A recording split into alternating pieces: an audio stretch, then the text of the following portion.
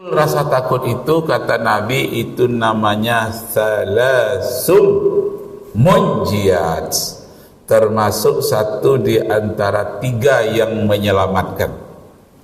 Jadi yang menyelamatkan pertama itu adalah rasa takut kepada Allah, khasyatullahi ta'ala fi sirri wal alaniyah. Sultan Abu Ja'far Al-Mansur mau masuki Ramadan. Dia dapat informasi 50 menterinya korupsi. 50 orang. Kita mau masuki Ramadan.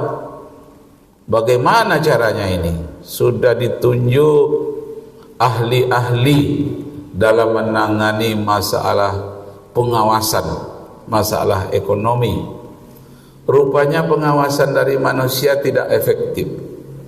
Baru saja pengawasnya pergi, yang punya masalah berulah lagi. Tapi kalau pengawasannya dalam diri sendiri, itulah yang disebut dengan khasyatullahi ta'ala, merasa diawasi oleh Allah Subhanahu wa ta'ala.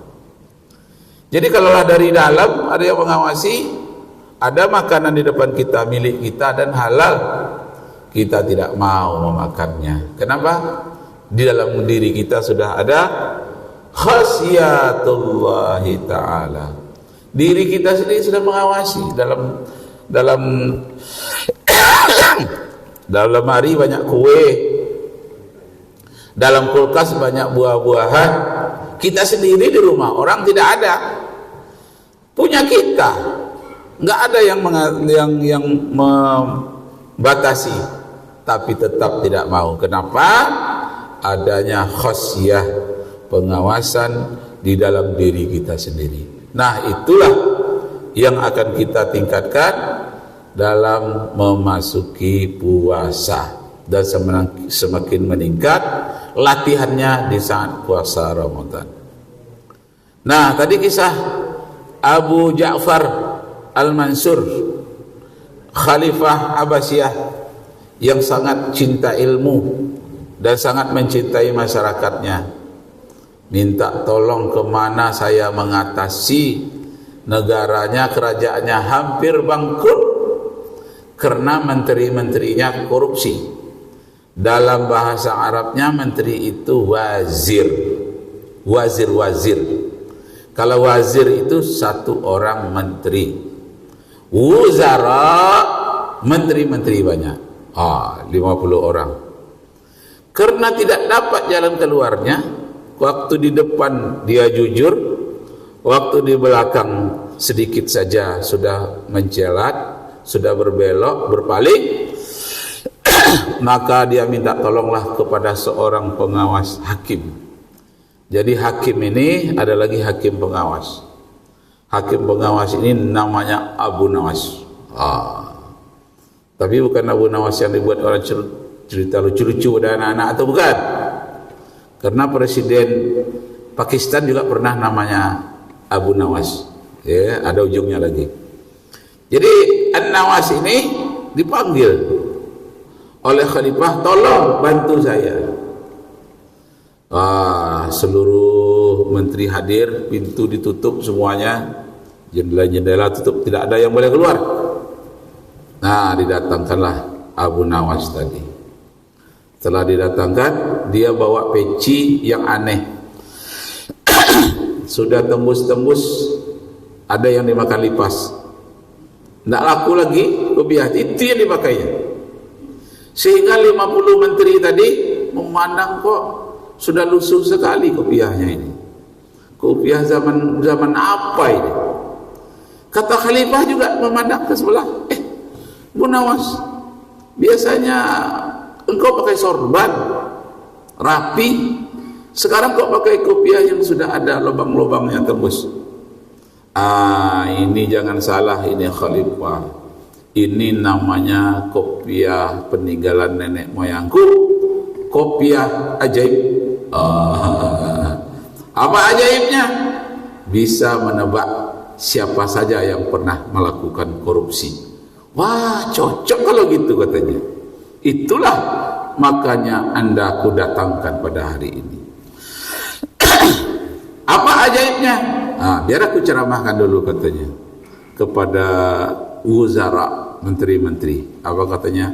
Ayuhal wuzara, hei menteri-menteri sekalian, unzurni, perhatikan saya. Gitu katanya. Katanya, ma hadza fil qabdi, yang aku pegang ini apa? Kopiah. Ini ajaib ini. Kenapa ajaibnya? Siapa yang tidak pernah korupsi akan melihat gambaran surga di dalamnya.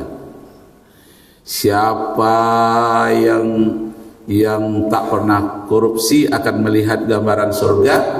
Siapa yang pernah korupsi tak melihat apa-apa. Berbisiklah sama-sama menterinya tadi. Kita bilang aja nanti ya katanya. Banyak melihat di dalam kopiahnya itu yang bagus-bagus.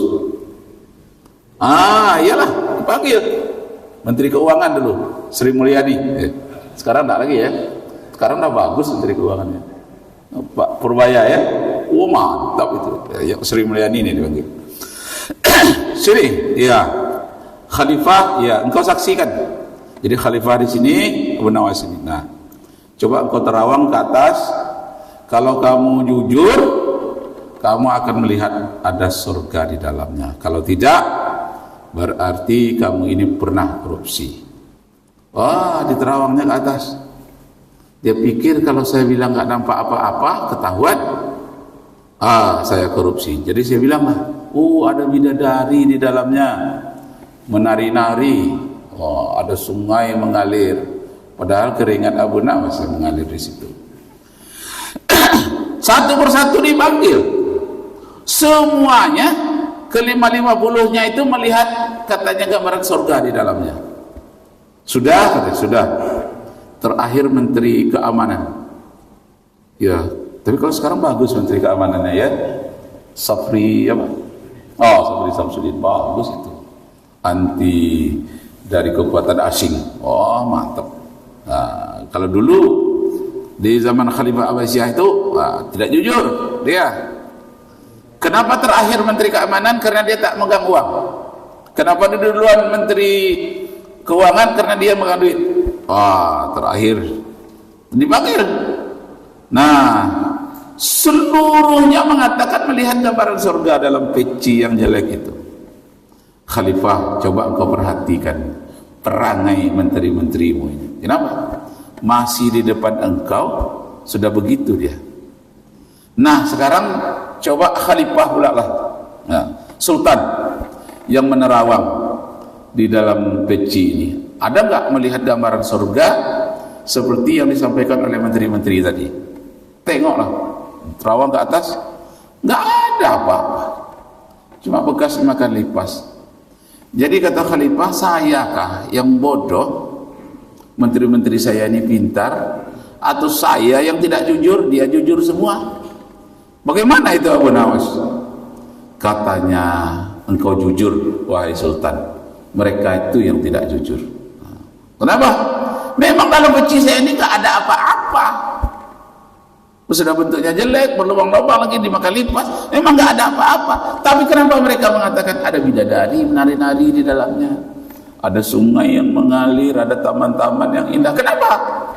Karena dia takut terbongkar bahwa dia pernah melakukan korupsi. Nah, sehingga dia berbohong di hadapan Khalifah, di hadapan Sultan.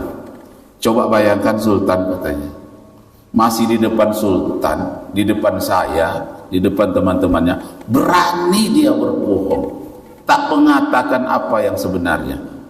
Apalagi kalau Khalifah tidak ada, di sini Sultan tidak ada, saya tidak ada, pengawas tidak ada, dia sendiri berhadapan dengan masyarakat, macam-macam pajak yang dimintanya, pajak kambing, pajak petani, pajak waktu itu bendi atau semacam kuda gitu ya, kendaraan, semuanya diminta dipajaki. Kenapa? Karena dia berada di belakang Sultan, sedang di depan saja dia sudah berbohong. Parah ini katanya. menteri-menteri kalian nih, kata Abu Nawas, parah, diganti semuanya oleh Sultan. Merenunglah Sultan, waduh, saya sudah salah angkat selama ini. Orang-orang yang ku anggap paling ku percayai, ternyata semuanya berkhianat, hampir bangkrut. Kekhalifahan Abbasiyah di zaman Abu Ja'far Al-Mansur. Setelah itu bersama dengan Abu Nawas diadakan tes, memang tak bisa lagi yang 50 ini, dah salah angkat, harus diseleksi yang baru, yang bisa, yang jujur kepada masyarakat.